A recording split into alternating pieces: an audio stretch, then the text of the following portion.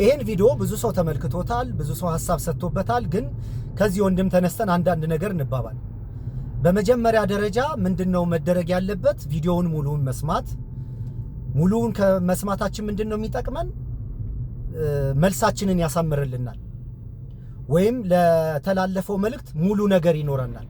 ሙሉ ስዕል ከሌለን ግን የምንሰጣቸው መልሶች ስሜታዊነት የተላበሱና 4 ነጥብ የበዛባቸው ሊሆኑ ይችላሉ። እኔ እያልኩት ያለሁት ልጆች በመስጊድ አይምጡ፣ ያላህን ቃል አይስሙ፣ እንደፈለጉ ይሁኑ ምናምን ከሚለው ጋር አያያዝም።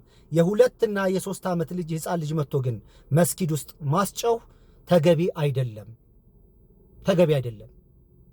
እኔ እንደውም ሰፋ አድርጌ እኮ ነው ማሰው። እኔ በመስጊድ ውስጥ የልጆች መጫወታ፣ ፕሌይስቴሽን፣ ላይብረሪ፣ ኳስ መጫወታ፣ ግራውንድ ቴኒስ፣ እነዚህ ለልጆች ፊልም ቤት፣ የአንዳንድ ሙስሊማዊ ታሪኮችን ትምህርቶችን የሚማሩበት በሙሉ መኖር አለበት ብዬ ማምን ሰልጠን ያልኩ ልጅ ነኝ። እኔ በመስጊዶች የህፃን ልጆች ማቆያ ምናምን መደረግ አለበት።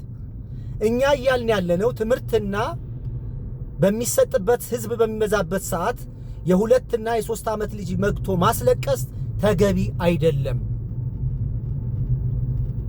ለምሳሌ ረሱል ሰለላሁ ዐለይሂ ወሰለም ከዚህ እየሰገዱ ህፃናቶች ሲያለቅሱ አፋጥነው ሶላትን ጨርሰው ለምንድነው ያቆማችሁ ሲባል ምንድነው የመለሱት መልስ? የወላጅ እናቱ ስሜት ስለሚሰማኝ ነው፣ የወላጆች ስሜት ስለተሰማን እኮ ነው እኛም የተናገርነው። ወይ እንደዛ ያደረገ የለም። ግን ከቁጥባ ጀምሮ የሚያለቅስን ህፃን ልጅ ያው ቁጥባ ላይ አይወራም ታውቃላችሁ፣ ሄዳችሁ ማስቆም አትችሉም፣ መግባት መውጣት አይቻልም። ግን እስልምና ሰልጠን ያለ ተራማጅ ሃይማኖት ስለሆነ ወላጆቹ ግን ይዘው ወጥተው ንፋስ ማስመታት፣ ውሃ ማጠጣት፣ ልጆቻቸውን ማባበል ይችላሉ። የወላጁ ኃላፊነትና ድርሻ ስለሆነ ነው። አንዳንዴ ምንም እንደማናቅ አድርጋችሁ አትቁጠሩ። የሆነ ነገር ስንናገር ከሆነ ነገር ተነስታችሁ ነው ማብራሪያ መስጠት መቻል ያለባችሁ እንጂ ልጆች ይምጡ።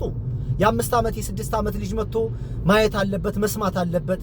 እኔ እንዳውም መስጊድ ውስጥ እነዚህ ህፃናት ማቆያ መከፈት አለበት፣ ፕሌይስቴሽን መኖር አለበት፣ ላይብረሪ መኖር አለበት፣ ኳስ መጫወቻ መኖር አለበት።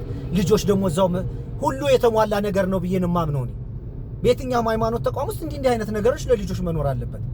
ግን ልጅ እንደጠላን እንደዛ አድርጎ ለምንድን ነው የሚረብሹት? ይረብሹ ይፈንጩ ማለት ምንድን ነው? ለምንድን ነው የሚረብሹት? ለምንድን ነው የሚፈነጩት?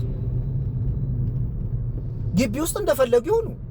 እዛ ቦታ ላይ ደግሞ ስነ ስርዓት እንዲኖራቸው በስርዓት ማሳደግ የኛ ፋንታ ነው። የ2 የ3 ዓመት ልጅ እኮ መናገር አይችልም። ስለዚህ ቦታው ካልተመቸው ምንድን ነው የሚያደርገው? ይጮሃሉ፣ ያለቅሳሉ። ያ እኮ እየተናገሩ እኮ ነው፣ ንግግር እኮ ነው ለቅሶ። እና ብዙ ልጆች ያሳድገናል እኛ። ልጆች የሚያለቅሱት ስሜታቸውን እየገለጹ ነው። ይዘኝ ውጣ እኮ እያሉ ነው። እነዛ ልጆች ወጥቶ ማረጋጋት ግዴታ ነው እንጂ ልጆች እንደፈለጉ ይፈንጩ ምናምን እንጂ። አሁን ቤት ውስጥ ስንሰግድ እያንዳንዳችን ትካሻችን ላይ ይወጣሉ፣ ልብሳችንን ይይዛሉ። ቤት ውስጥ ስንገድ ላያችን ላይ ይወጣሉ፣ ልብሳችንን ይጎታሉ። ኦኬ፣ ችግር የለውም። እና ነገሩን ያስተላልፍንበት መልእክት አሁን እዚህ ውስጥ ረጅም ብዙ ሰው ኮሜንት አድርጓል። አብዛኛው ከኔ ሐሳብ ጋር የሚስማማ ነው። ስለዚህ እናንተ ትልልቅ ነን እናውቃለን የምትሉ ሰዎች እኛን ማኒፑሌት ከማድረጋችሁ በፊት ለተነሳው ሐሳብ ላይ ተገቢ የሆነ አስተያየት መስጠት ነው። እኛ እናንተ ትልልቆቻችን ናችሁ፣ እንሰማለን፣ ችግር የለብንም። ተሳስተን ከሆነ እናስተካክላለን። ግን የምትመክሩን ምክር ማስረጃ ያለው ጤናማ የሆነና በተገቢው መንገድ ሲሆን ብዙ ሰው ያክማል እንጂ ዝም ብሎ ይረብሹ ማለት ምን ማለት? ለምንድን ነው የሚረብሹ? እንኳን አይደለም መስጊድ ውስጥ ቤት ውስጥ ልጆቼ ያላግባብ እንዲረብሹ አልፈቅድም። ስርዓት መያዝ አለባቸው። 2 ዓመት የ3 ዓመት ህፃን ልጅ ግን አትቆጣውም። ልጁ የሚፈልገውን ነገር ነው የምታደርገው እንጂ 2 ዓመት የ3 ዓመት ልጅ ረበሸም እኮ አይባልም። ለቅሶው ሰውን ይረብሻል፣ ልጆቹም ተረብሸዋል። በጋራ ከምንረበሽ የ2 እና የ3 ዓመት ህፃን ልጅ መስጊድ ውስጥ ይዛችሁ አትምጡ ነው የተባለው። ይሄ ግዴታ ነው እንጂ ሰው ከአላህ ጋር ጊዜ ሊወስድ ነው የሚመጣው። ተሰብስቦ ራሱን ማዳመጥ፣ ዱዓ ለማድረግ፣ ለመማር፣ ለመጸለይ ነው የሚመጣው። የህፃን ልጅ ለቅሶ ወላጆች ስትሆኑ ነው የሚገባችሁ። ረሱል ያሉት ነው። ረሱል ሰለላሁ ዐለይሂ ወሰለም የወላጆቹ ስሜት ስለሚሰማኝ ነው አሉ። እውነታቸውን ነው። ህፃን ልጇችሁ እያለቀሰ እንዴት ነው ልትሰግዱ የምትችሉት? አይደለም ሌላም ሰው ይረብሻል። ስለዚህ አፋጥሮም የሚጨርስ የለም። ወላጆቹም ይዘው አልወጡም። ቁጥባ ላይ ደግሞ ሰው መናገር አትችልም። የራስህን ነው የምትወጣውና እንትን ባታረጉት ይሄ ጠብ አይደረግ። ሐሳብ ሲነሳ ጠብ መሆን የለበትም። ሐሳብ ሲቀመጥ ሐሳብ የተሻለ ሐሳብ እኛ ደግሞ ሌሎቻችን የተሻለ ሐሳብ ሲመጣ ሐሳብ ለመተው ችግር የለብንም እና ብዙዎቻችን ጥያቄ ስንጠይቅ በጠነኛ መንገድ ብታከሙን መልካም ነው ብዬ አምናለሁኝ። ሌሎቻችን ግን በልባችን የሆነ ጥያቄ ሐሳብ ሲነሳ ሐሳብ ማንጸባረቅ አለብን። ይሄ ማህበራዊ ሚዲያ ነው። ማህበራዊ ሚዲያ ብዙ ሐሳብ ነው የሚስተናገድበት፣ ብዙ ሐሳብ ነው የሚሸራሸርበት።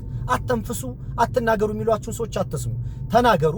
መነገራችሁ የሚጠቅማችሁ ምንድነው? አንደኛ እውነት ከተናገራችሁ ማረጋገጫ ታገኛላችሁ። ሐሰት ከተናገራችሁ በእውነት ይገለበጥላችኋል። የተሻለ ሐሳብ ካገኛችሁ ደግሞ ጣሉ።